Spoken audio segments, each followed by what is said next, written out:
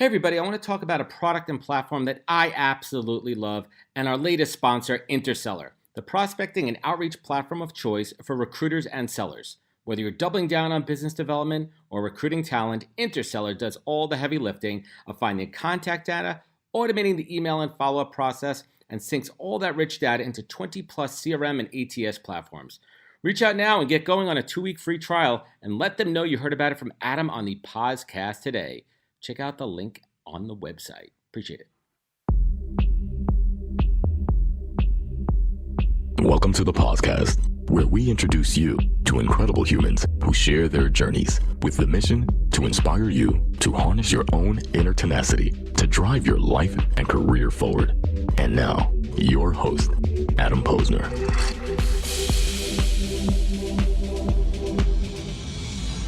Hey everybody, welcome back to the podcast where I bring you the best and brightest from the world of business, marketing, and personal growth to help you harness your inner tenacity and drive your career forward. My guest today, Jerome Turnick, is a recognized leader in the recruiting tech industry. He has had 3 successful exits over 30 plus years of building global businesses, including the award-winning software SmartRecruiters. So anybody who has not used it or is in TA and you don't know about it, I'd be shocked, honestly. One of the best ones out there. And he's an entrepreneur at heart in recruiting and a soul in technology. And Jerome is on a mission to connect people to jobs at scale. And he argues that the ability to hire exceptional talent is a true sustainable differentiator for any business to compete, especially when nearly 80% of CEOs see hiring for key skills as their major threat. We're going to dig into it because the pandemic is really affecting everything, specifically hiring in TA these days.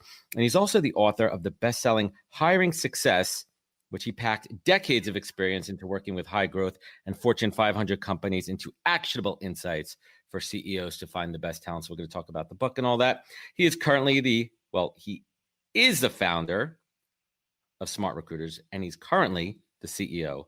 So we'll get into that in a little bit and talk what it's about to be a leader, especially in the world of talent acquisition. And he's also into connecting people, in jobs. And he started the reverse recruitment movement, which we'll talk about. And something that I did not mention to him, but he and I both volunteer with Defy Ventures with entrepreneurs and training. I've been doing that for a couple of years on the East Coast here with Marcus Glover and the Defy New York Tri-State team. And we'll talk about that experience as well. Something very near and dear to me. And I see him smiling over there. So I'm really excited to talk about Defy. Enough talking. Let's get this party started. Jerome, welcome to the podcast, my man. Yeah, thank you for having me, Adam. Looking forward to it. Fantastic. So before we even get started, you've been in this industry a very long time. Born in the Czech Republic, is that correct? Born in France, actually. I'm sorry, France. Born in France. Moved to Czech for my first company, first venture, which happened to be a recruitment agency. I don't know. I wanted to create a company, and I went to Prague. This was after the Berlin Wall fell, so there's kind of an entire economy to rebuild. And I was asking people, what can you do? And they're like, yeah, you can do anything you want here, but gee, it's hard to find good people. And I was like, oh, okay, maybe I should start a recruitment agency. And that's how I fell into recruiting by accident. That's crazy. And we're talking 30 years ago. The technology was, let's what I hear from the old vets in recruiting, right? Rolodexes, fax machines, actually having to pick up the phone and call people. Take us back. Especially in Europe 30 years ago, what was recruitment like? It's really funny you'd ask that, because I actually started a recruitment agency on a complete misunderstanding after meeting a guy in a nightclub. And a French guy, and it's like, oh, what do you do here? It's like, oh yeah, I did this survey, or I work for this nonprofit, and we finance education for Czech people in France. I'm like, oh, that's cute. How do you find them? And he goes, well, we did this survey, and we asked everybody, what have you done in your life? What do you want to do next? And what kind of education and skills and everything? And then we finance their studies. I'm like, oh, that's interesting. And then I go, and these surveys were I said, oh, don't tell me, I have stacks, piles of papers in my office, right? And it turned out the guy had like 20,000 resume of French-speaking Czech people. And so I said, I'm starting a recruitment agency here. Maybe I could take this paper away from you, because And he actually said, yeah, I would happily do that, but you need to give me something in exchange. I'm a nonprofit. So I ended up trading my old MacBook from university in exchange for 20,000 paper resumes of French-speaking Czech people, and that's how I started my agency. That's incredible. So you had boxes of physical printed out resumes. And back then, people were doing it on typewriters. I mean, not everyone had printers and technology back then. Those were handwritten. Those were like actual forms, handwritten resumes. Oh my God. And I spent the next 2 weeks with my business partner reading through them. And we would just codify them, like put some stickers. And then we had a box. So we had a box for accountants. We had a box for, for engineers. And yeah, that was funny. But it worked and we got started. Yeah, absolutely. And this guy, it has me thinking a little bit. I mean, how far has the actual structure of the traditional resume changed in 30 years? Really not too much, right? From a structural standpoint. No, and I think it's about two, if you ask me, right? Because we've basically turned a paper resume into an online resume, which is what led to the creation of the applicant tracking system industry, right? It's like, let's track those applicants in the database, which makes no sense in terms of hiring great people. But the overall resume hasn't changed. And it just doesn't work. Like, why would you provide to me a resume that's not verified? No. Why would you actually have me check my background check 10 times if I apply to 10 companies? Exactly. Why would I have to tell you that I'm great in English, whereas I could have a score on English? So I think we're going to get to a lot more useful profiles, useful data, and that will contribute to make recruiting more fluid. LinkedIn started there, but your LinkedIn resume is a bit of a marketing profile. It's not a resume. It's not, it's not necessarily exactly who you are. Exactly. It's a marketing profile, right? It's also self-selecting. You brought up something really interesting too. It's that verification point on any of those elements on your resume, right? Mm-hmm. How are we ensuring that these are fact-checked? And it's going to be fascinating to see the evolution of what the resume looks like and the actual talent acquisition or talent access, as I call it, process. And we'll certainly dig into that in a little bit, because I love your perspective. I love the fact that you've been doing this for so long, that you've been able to see the journey between, the technology and the human side of it coming together, the convergence of that. But I want to talk about the book, Hiring Success. And a question that I love to start off with asking any author: who should pick up the book and read it, and why? CEOs. CEOs should pick up the book and read it, and they should read it because who you hire defines everything. You ask Steve Jobs, and he'll say the most important part of my job as a CEO is to hire amazing people and then get out of the way. I think CEOs know that. They know that who you hire defines everything, but they do not know how to hire amazing talent at scale. And they end up giving talent acquisition under HR and turning it into a back office function. Correct. Whose primary metrics are time to fill and cost per hire. Cheaper. What has that got to do with your initial ambition of hiring amazing talent, right? And so here, I think it is very clear that the company with the best people wins. And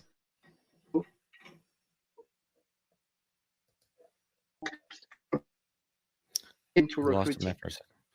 It's you, Jerome. You with me?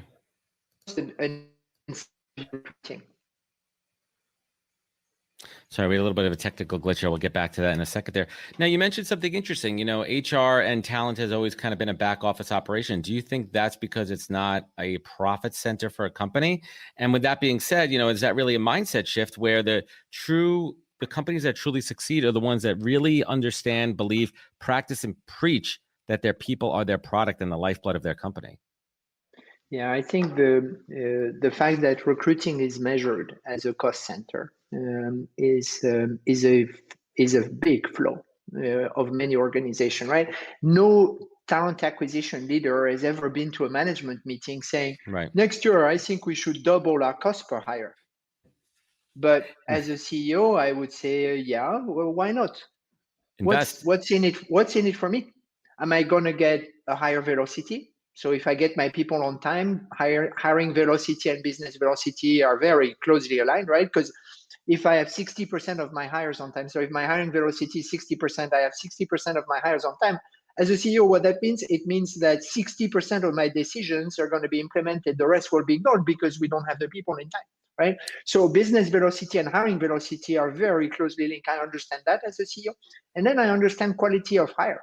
Like I understand that the best developers actually perform 3 times better than an average one. So can you get more of the best, right? And I think the other factor too is internal is attrition. And we think about that too, and speed. It's a delicate metric with speed to hire, but the longer a position is open within a company, that means somebody else internally is working twice as hard to pick up the slack there. So how do you find that balance with the quality hire and time to fill? And I think that's always been a challenge on the recruitment side. And how does technology play into that, which I certainly want to talk about, but we diverge from the book a little bit. You know, what is that key concept in the book? What is that key thought that you want that CEO, that decision maker, and that leader to walk away with and put into practice, into action? Recruiting is a sales and marketing process, and you get what you invest. Like you get back what you invest. You can hire hundreds of people for free in one day. They're just not going to be very good. Or you could actually spend a whole year trying to find this hidden gem, right? So it's a balance, and it's a sales and marketing process, and you need to organize it, structure it as a team. You need to structure it as a sales and marketing team. And as a sales and marketing process, you need to give it the right technology, not some tracking system, a proper talent acquisition suite that actually allows you to market, to engage, to collaborate. And you need to measure it as a sales and marketing function. And you measure it in hiring velocity and in net hiring score, which is the quality element. Correct. Control it with a budget. So that is the main message. You want to hire amazing talent? Honestly, it's not difficult. It is not difficult to hire amazing talent, regardless of your industry. But if you do not invest in recruiting, for sure you're going to get whoever didn't have a choice, and like you're always hiring the second best, right? You're hiring the people that Goldman Sachs didn't want, and now you're not competing anymore. Exactly. Except in today's market right now, unfortunately, with so many amazing A-list talent on the market due to the pandemic, great folks being furloughed and let go. I mean, there's so much A-list talent on the market that it's making it really hard for anybody who may not be amazing at their job. You know, if we rewind to the beginning of 2020, it was a completely different job market, and it's just making it that much more difficult. So 2 quick questions I want to ask here in regards to technology. Let's debunk the myth. You know, we look around LinkedIn all the time. Everyone thinks that, well, not everyone. There's a lot of folks out there that are saying applicant tracking systems are robots, right? That they're automatically filtering resumes. And I say, as somebody who is on the front line reviewing resumes every day, the applicant tracking system is a database, right? It is a piece of technology that sits between the job applicant, the candidate, and the company. We need a way as recruiters to be able to sift through it, to organize. And you know what? Yes, sometimes I am going to search for a keyword, but there isn't a robot there. There isn't something behind there that's like eliminating resumes automatically. How do you debunk this myth when you hear and see, the ATS being robots? What do you have to say? I have to say, I wish. I wish that ATSs or screening was done properly by machines. Because machines don't have bias. Recruiters have bias, and the algorithm doesn't have bias, right? Last time I checked, Adam and Mohammed applying to the same job with the same resume, Adam gets 4 times more callbacks than Mohammed, right? Yeah. Do you think a machine would know that? No, right? The recruiters have their own bias. They know how many universities that are great in engineering, mechanical engineering. Do you know 5? How many are there in the world? 500, right? Exactly. The machine knows that, and machine knows that if you're graduated from this in mechanical engineering university in Lagos, Nigeria, that you actually have picked up those skills and you are actually a really good engineer, and you are likely, right? So I actually think that through data, we can help surface talent in a far more inclusive and diverse way than just screening for the same as we have before, right? And so I'm hoping for it to happen more. I completely agree with you too, and that leads to the conversation of removing bias from recruiting. And there's been a lot of conversations about blind hiring, removing the name, removing the sex, gender, location, and just looking at people's experience, and even parts of that could even be, hidden or blacked out as well. So you're looking at different other attributes and skills.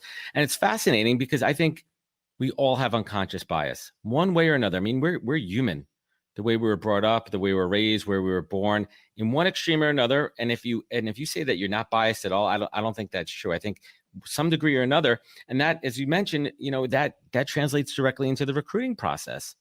And it completely does. And bias is not bad. Bias is good. Bias is human. It protects us.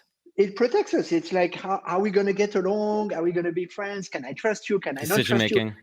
Right? So bias is not bad. It's just bias applied to recruiting, right? And here, recruiting is full of human bias. And there's only two things you can do to change that. One, you can actually ask a machine to review resumes for you or anonymize them so that you cannot exercise any bias. Right. Fine. Second, you can actually get cross perspective of bias. So instead of one person making the decision, bring a hiring team, a diverse hiring team, and then have them fill in a proper interview feedback scorecard that's based on must achieve, not must have. We can talk about this more, but so you remove bias by taking on different perspective. So that's the only two things. Otherwise, Adam, you told me you volunteer with Defy. I like you, right? Plus we are both white, easy peasy, right? And we both speak English. Fine. Like, good, right? We're obviously going to have a better time having a beer than if you were some random guy that I have nothing in common with. At least we could talk about venturing together, right? So the bias is normal, right? The bias is normal. It's human. And in order to not let it come into your hiring decision, make a hiring team. It's the best way. I certainly agree.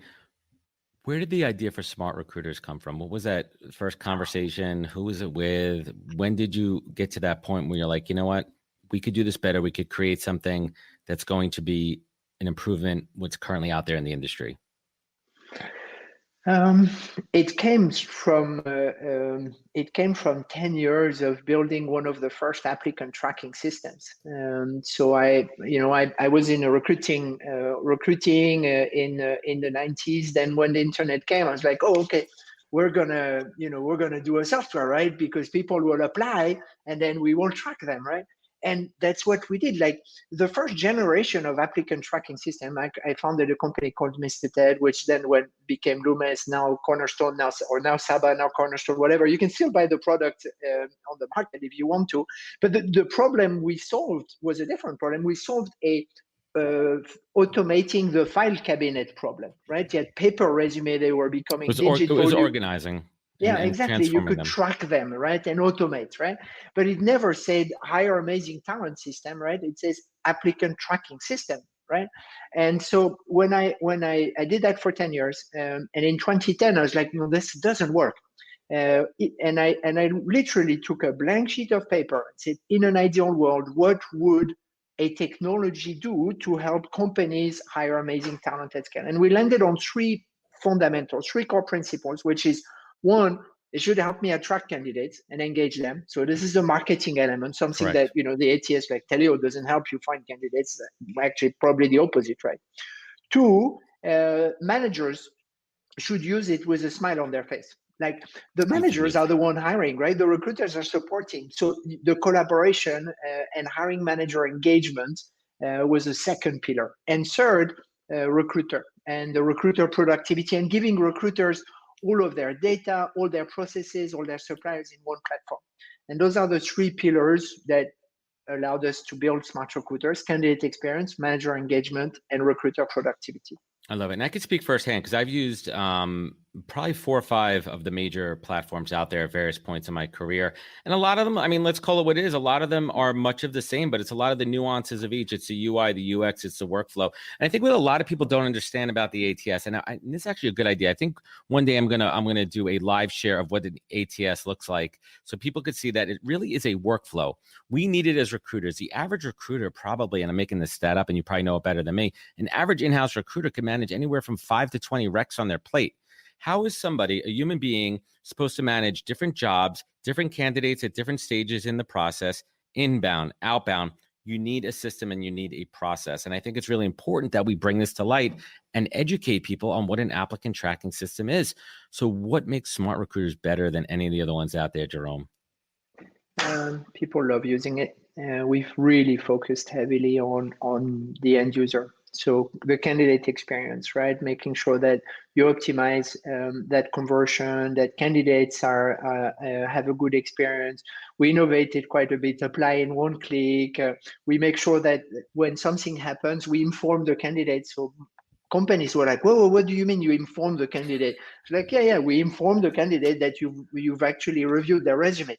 I'm not sure I want that, right? But we actually forced it. And of course, candidates on their side, finally someone saw my resume, right? Because that's the one thing they wanted, right? So candidate experience was a big part of it. Manager, the collaboration with managers. I mean, managers don't want to be in a workflow. They never, and you want to make it easy as possible for them, the least, because they have other things on their plate too. I mean, they have hiring is just another activity for them to add on to their day-to-day task. It's a difficult activity, and frankly, it's the most important activity because who you hire as a manager, it's who you are, right? It's who you are, and it defines everything. It defines whether you're going to get promoted at the end of the year or you're going to miss your target. 100%. It actually defines are you actually staying longer hours in the store because the person you hired last time didn't work out, or was suddenly this and that, and suddenly instead of having dinner with your family, you're actually working longer hours, right? It defines everything. So for managers, recruiting is really important, and they never had a system. So we really worked hard on this manager collaboration and making it fluid for them, and they love using it. And then last is recruiters. I mean, being a recruiter today is hard, right? You get a lot of data. You are bombarded by recs, like you say. Correct. And you got into recruiting because you like people. You like to work with people. You want people to be happy. You want to match people to jobs, and you just don't have the right tech stack. So we optimize and help optimize the work of recruiters so they can be real talent advisors and not, reviewers of resumes and feedbackers. You want to be integrated into the process, and you hit on two key things there. The first point I want to make is about, in my opinion, and I hope that you agree, the companies that are really truly successful are the ones that prioritize recruiting and talent acquisition, talent access, right? Your people are the lifeblood of your company. And, you have to welcome new people in with open arms. You have to onboard them properly. You have to make them feel welcome for that first interaction they have from applying until the day that they start. And that's why it's so critical to have a great ATS system so you could actually have efficiencies in the process. And something else that you hit on, which is absolutely fantastic, is that communication loop. And I always say, to be a good recruiter, the number one thing is managing expectations. You're managing expectations of the candidates, and you're managing expectations of the internal teams or the clients if you're an external recruiter, right? If you're an agency recruiter. Now think about that candidate experience. Quick email. Thank you for applying. Somebody's reviewing your resume. Thank you. Somebody reviewed your resume. They'll get back to you. And even when, hey, the job is filled. So the job is filled, and unfortunately we're closing the rollout. Simple things like that, automating that to make it easier and close the loop with candidates. They seem basic. I mean, I don't understand why companies would be opposed to this. I mean, why the hell would a company not want to do this? I think it goes back to being underfunded in many ways. Talent acquisition team in many organizations are just chasing resumes and recs every day, right? And I'm just trying to get it through, and they don't really have the time to look back. Now, interestingly, with the current pandemic and economic situation, many TA teams actually now have some time, right? When reg volumes are low, now is a good time to upgrade your applicant tracking system. Of course, invest in the process, reevaluate. Yeah. And it's like, it's like changing the engine of a car. It's a lot easier to do it if the car is parked, right? So I think there is an opportunity here for people to, and we've actually at SmartRecruiters, so we replace outdated ATS into good ones, right? Into a good platform, obviously.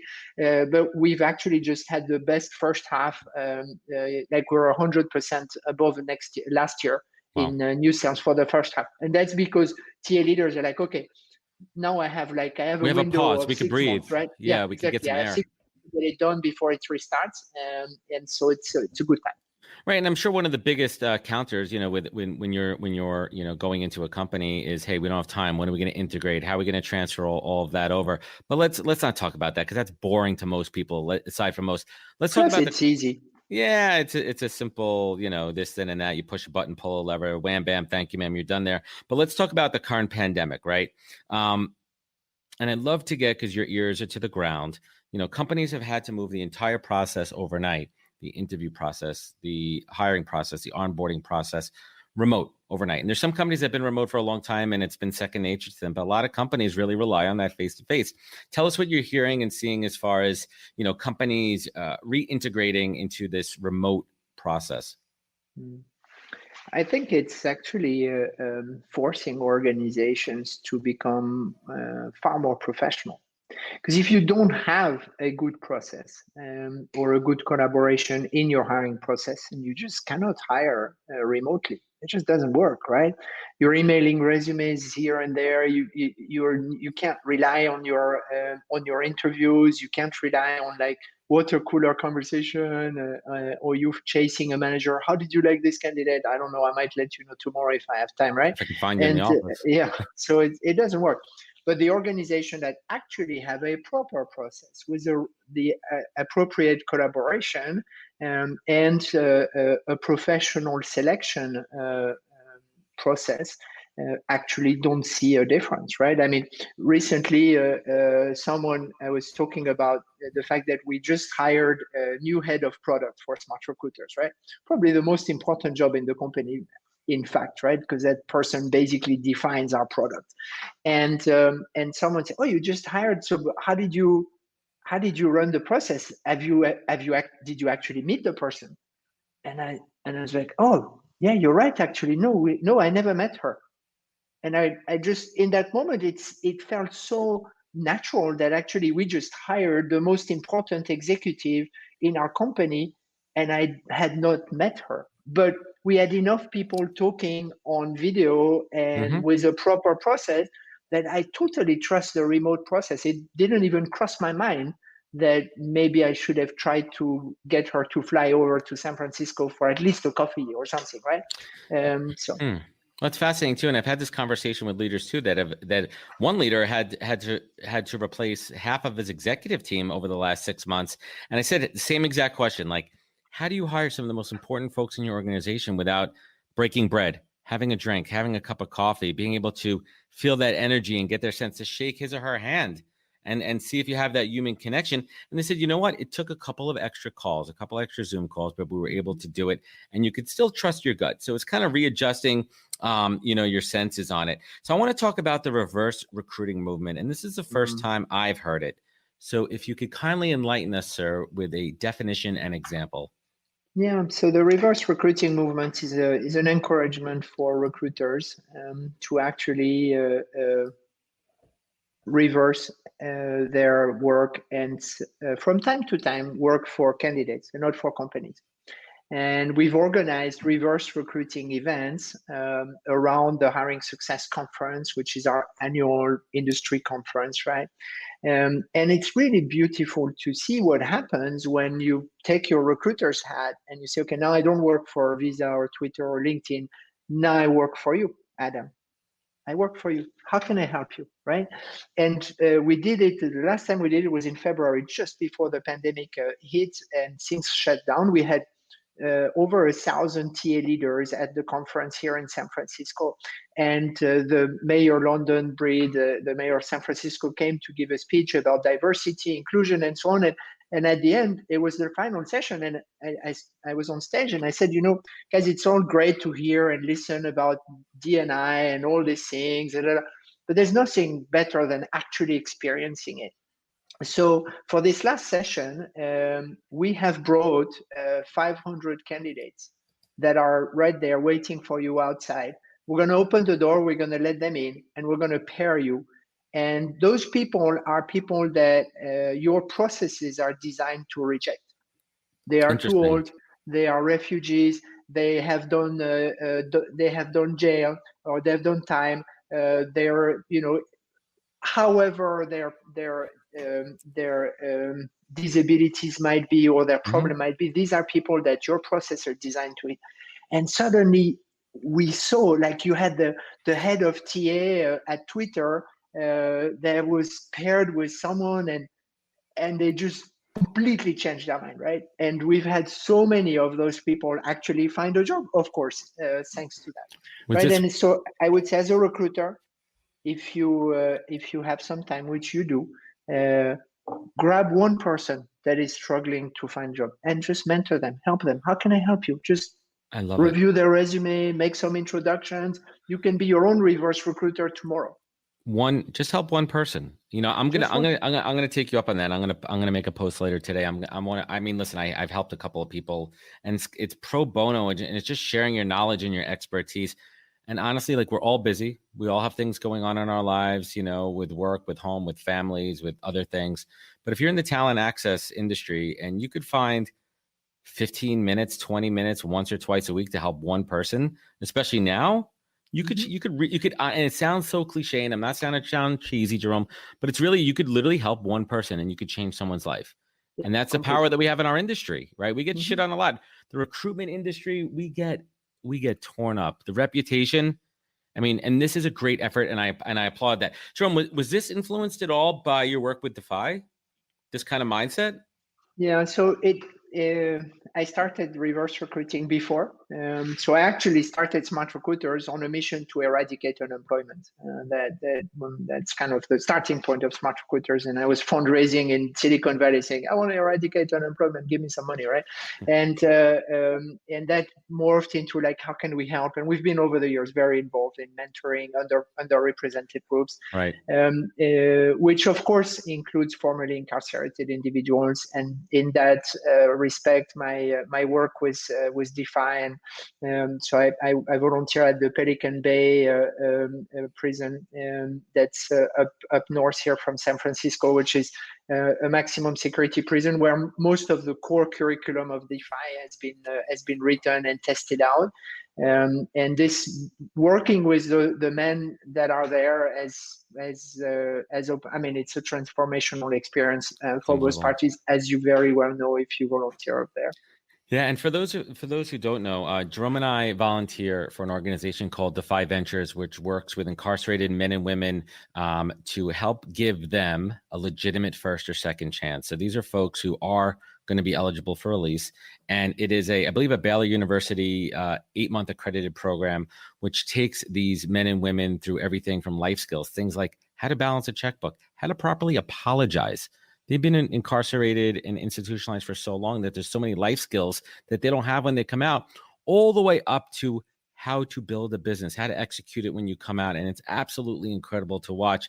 And folks like Jerome and I volunteer our time. We come into these facilities, and this is pre-COVID, obviously, and we mentor them and we coach them and we add and volunteer our time. But for me, the most incredible thing for me, and I'd love to hear your take on it, was, Jerome, it took me out of my comfort zone. Right. For me, one of the scariest places I could ever imagine to be in my life is prison. Right. As a middle class, somewhat half affluent, Jewish kid from Long Island, putting him into a maximum security prison, it was tough. But once you come face to face, they're humans. Right. We're all humans. And we do this exercise called Walk the Line, where you see how much we have in common and how much we have apart. And it's incredibly enlightening. And at the end of that session, that day that you're spent there, you have helped change people's lives. And you make connections, and you just see a complete other side of humanity. And, I could only assume that, you share a lot of these experiences, but what do you really genuinely take away from your Defy volunteership?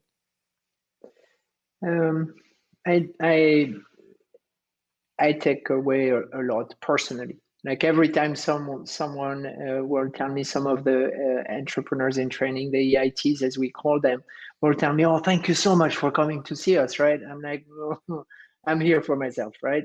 You guys give me so much, and I've never experienced such a space with so much vulnerability and so much gratitude packed into one place, right? The people that have been sent behind bars, and they've committed crimes that have spent, for many of them, decades, most of their lives behind bars. They've grown up in prison. Yeah, they have, right? The juvenile lifer, 17 years old, ended up in the wrong place at the wrong time, made a mistake, sentenced to life. That's an actual profile. You have a lot of people like that. And they are indeed extraordinary human beings, right? Because they have a depth of personal experience that nobody else has. And so I learn a ton from them. And I'm sure I'm able to contribute to their own journey in different ways, but I have to say they make me a better person. It's they incredible. really make me a better person. I mean, you walk out of there, your heart's so full. Have you attended a graduation ceremony? Have you done that? Yes, I have done graduation ceremonies. I've done graduation, yes, at the SHU. I've done graduation. Yeah, the graduation ceremony. I have a number of pictures. So at graduation time, as Adam is probably going to explain, when the EITs graduate, go for it. We bring in their families. So we find the families wherever they are, right? And we bring them into that. And for many, it's the first time that those families. So in many cases, the families haven't seen their son in a long time, but for sure, it's the first time often that they've seen their son succeed at something, right? Right there. Oh God! And so you have these men standing proudly with their graduate, saying that they have achieved something. And I have an image of this man. A black man who must have been in his mid-50s, been incarcerated since 17 years old. And he was dancing on slow music with his mom. And the two had not seen each other for 27 years, right? And during the graduation party, I was watching the two of them dance. And she was holding him like he was a kid that just graduated from school after his life had been taken away. It was a really, really interesting time. And you say something, as much as we give to them, I mean, it gives to us. And like, I walk out of there with such a, the couple of times that I've done it, I've walked out of there with my heart was full. Just, it kind of reassures my faith in humanity. Like, these are people that have made one stupid mistake, maybe a few more, some of them, but the difference between me and them is they got caught. Right. Yeah. Maybe I've committed some of those crimes earlier in my life too, and they got caught based on their circumstance. But to give them an opportunity, give them that legitimate second chance, and to see for the first time that moment where their family could be proud of them, to be genuinely, I mean, it's incredible. And I'll urge everybody. I'll link up to the show afterwards for Defy Ventures. Everyone, please check that out. But let's jump into recruiting a little bit, and then we'll bring it home here. Thank you for sharing your experience with me. And you know what? Next time we open back up in post-pandemic, I'm going to talk to the folks. I want to come out and do Pelican Bay with you guys. Maybe you come out to New York, and we could do some of the East Coast institutions here. It's absolutely incredible and a fantastic organization, and it's something that I am lucky to have in my life, and I'm grateful for Defy. So, quick thing I want to circle back on. Yeah, let's get back to recruiting, prisons recruiting. I mean, it's all the same conversation here. Building a case for talent acquisition transformation. What do we need to transform? What are we changing here, Jerome?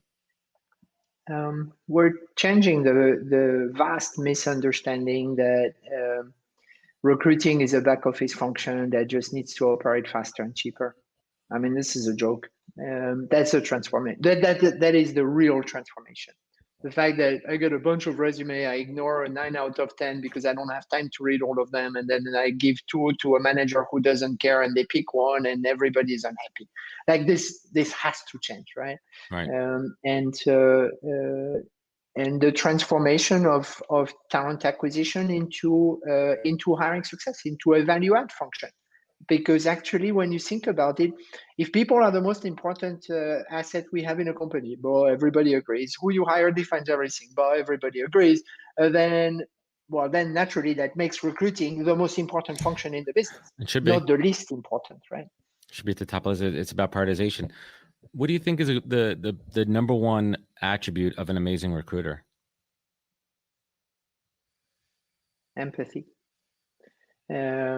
I think amazing recruiters are true talent advisors, and they have the ability to get into a job, a function, a culture, a manager, a candidate, and broker a match. And that empathy is really the number one skill.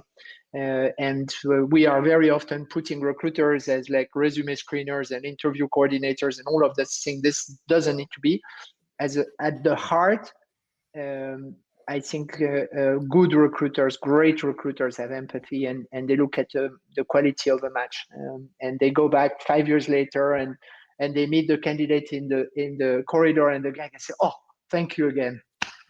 I'm so happy." Right? There's nothing and better. Then you go, "That's why I was here." Right? It's funny you say that. I had a post on LinkedIn the other day where I was literally just scrolling LinkedIn and I saw somebody that I placed literally in my first year of recruiting that's still at the same company 5 years later. They got promoted a couple of times. And I'm like, that's what it's all about, right? Helping somebody find that great opportunity. And that's why I've been working to change the vernacular from talent acquisition to talent access, right? It's access.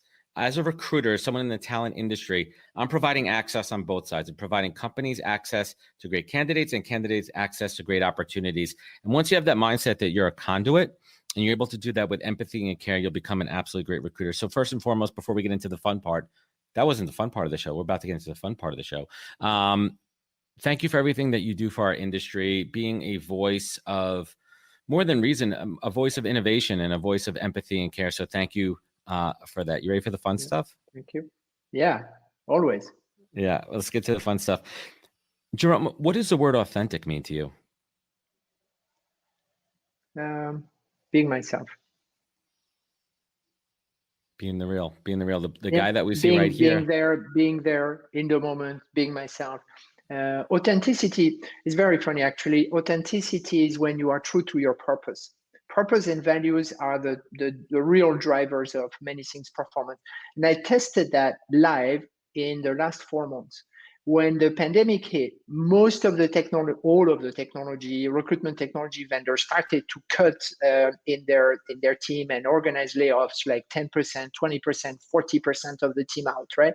And I stood in front of my board and I said, nope, I'm not letting any Smartian go. We're going to ride this together and we're going to strive through this. I don't want to weather the storm. I don't know that it's a storm, it's a pandemic. I want to strive through the storm, right? And as a result, we came out with really good business results. And what we tested there was the purpose and the values, like the resilience that was inside SmartRecruiters, inside the Smartians.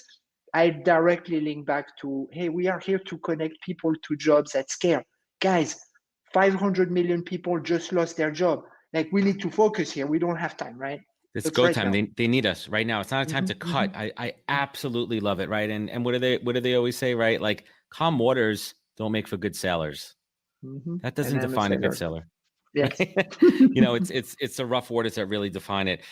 Jerome, you've been around a bit. You've been doing this for a long time. What is the single greatest piece of advice that you ever received that you take action on every single day?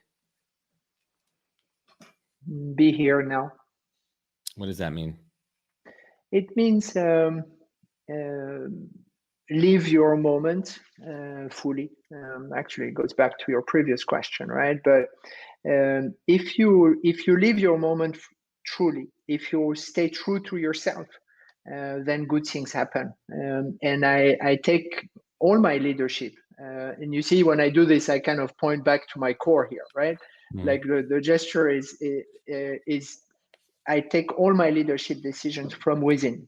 Yes, there's a very rational side of it. Yes, I will analyze pros and cons and blah, blah, but you be here now in the moment when you speak to a customer, when you speak to a prospect, to a candidate, to a teammate, to an investor, right, to whoever, to your Uber driver. Like, do me a favor. When you walk into an Uber, check the app, walk in and say, hi, Adam, how's your day? It's a human being. Yeah, exactly. Be here in the moment. I love it. What's the most difficult part about leading an organization?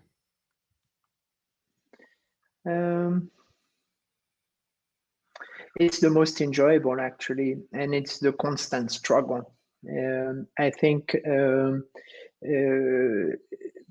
people who start companies, especially when you start it, right? When you lead an org that exists, you always have somebody above you to tell you what to do. You're leading a part of an org. When you start an org, you're like, oh, there is no mommy up there to tell you what to do. There are only investors watching you, making sure that you're not messing it, right? And playing with their money.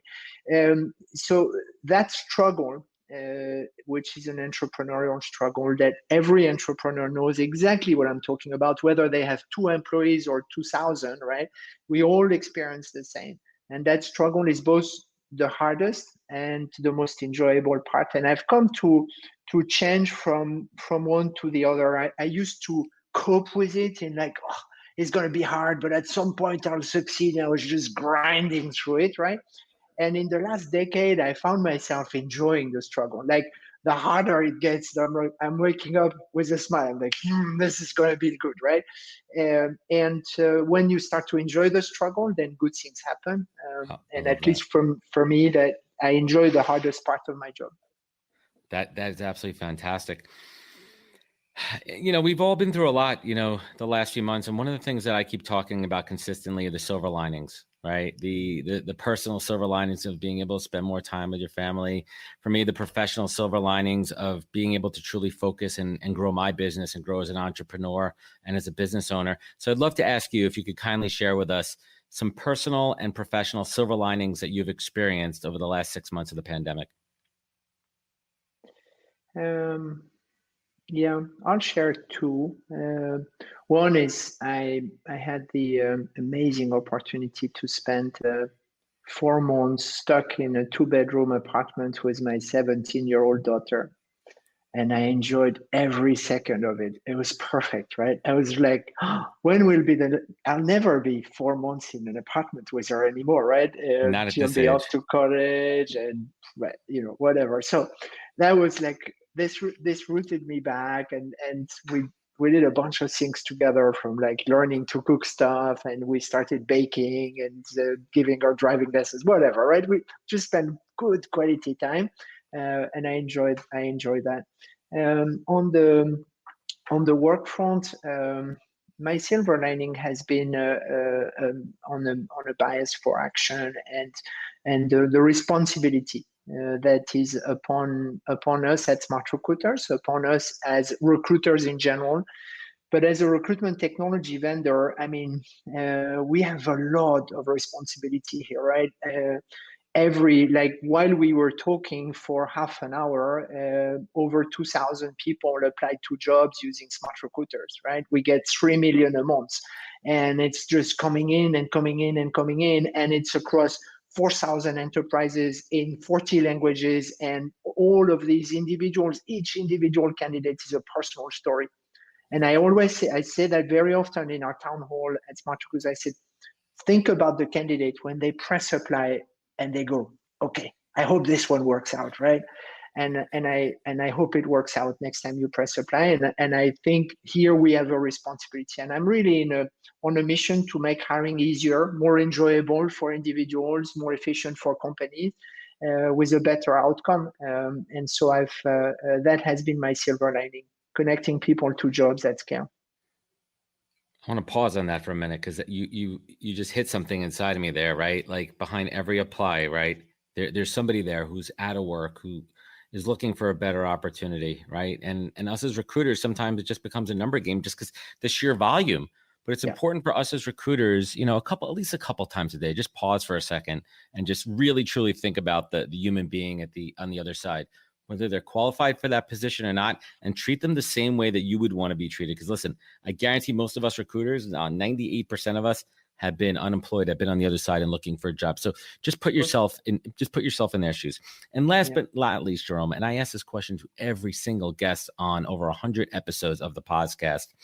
You've had some rough days in your life, starting out, now pandemic, at every different stage. And in those rough points, you really had to dig down deep, really dig down deep and harness that inner tenacity to pull you up. And on the flip side of it, at those times when you're just happy that the universe has put you and your daughter together for a few months, and you're going to have this time with her that you'll never get back again as she goes on into adulthood and really truly becomes, the woman. What is your North Star? What keeps you laser focused? What keeps you going, Jerome Turnick?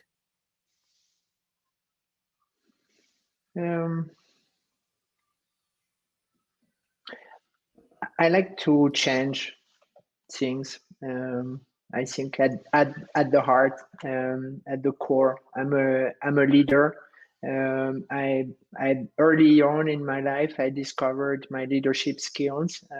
I was always good at saying, "Hey guys, let's do this," right? And suddenly people were doing what I suggested, and I've put my leadership skills, my abilities, to work to actually change and build a better, I hope, a better world or a better future. So that keeps me going. It's like I look at what I can bring to other people as really my true north, and it can be stepping into Pelican Bay for a weekend. It can be launching a reverse recruiting movement. It can be employing somebody. It can be mentoring a job seeker. It can be spending time with my family. Whatever it may be. Like, how can I actually help others and help things move things forward? And in this world today, there's a lot we can and should do on so many fronts. So, I love it, Jerome. Thank you for spending an hour with us today. I appreciate it. Yeah, likewise. Thanks for having me, Adam. It's a good conversation. Absolutely. Jerome, where could folks find you? Where could they connect with you? I bet you they could go to smartrecruiters.com, but where else could they connect with you? I bet the book's on Amazon. The book is... Yeah, the book is on Amazon, Hiring Success. And the website, actually, hiringsuccess.com, has the book and free certification classes. We had over 7,000 recruiters took the certification class that we opened up during the pandemic. That's a good resource. Fantastic. You can download it there. And otherwise, connect with me on LinkedIn, Jerome Turning on LinkedIn. I accept all connections from recruiters, and I'm always happy to help if I can. Jerome, thank you, sir. I look forward to building our relationship and continuing the conversation. Absolutely. Likewise, Adam. Thanks for having me. Likewise. And hang on with me one moment. And everyone tuning in live, everyone listening on the podcast, thank you for spending an hour with us. I really hope that A, you enjoyed the conversation, and more importantly, B, that you were able to walk away with some real actionable insights. If you work in talent acquisition, to be able to change your mindset a little bit, to give you a little bit different perspective. And if you could, again, help one person, it sounds cliche, but it's not. This is what we do. We change people's lives, so stick with it. And everybody else, thank you for joining us on the podcast. Please be sure to follow us on all the social media channels. You know what they are. And our website, thepodcast.com. Remember, be kind to each other, wash your hands, stay 6 feet apart, and catch us next week for another great episode of the podcast. To join the conversation, search the podcast on LinkedIn. And to catch up on past episodes and more info, please visit www.thepodcast.com.